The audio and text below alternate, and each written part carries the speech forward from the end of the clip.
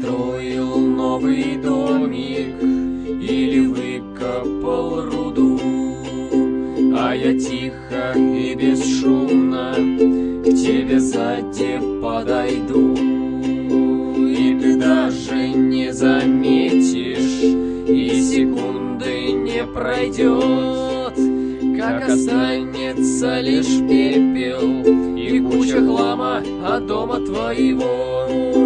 Я, конечно, не специально, не хотел я тебя убить, просто очень-очень сильно я хотел бы с кем-нибудь дружить. Невыносимо одиноко одному ходить туда-сюда, когда ночью глубокой на тебя глядит квадратная луна.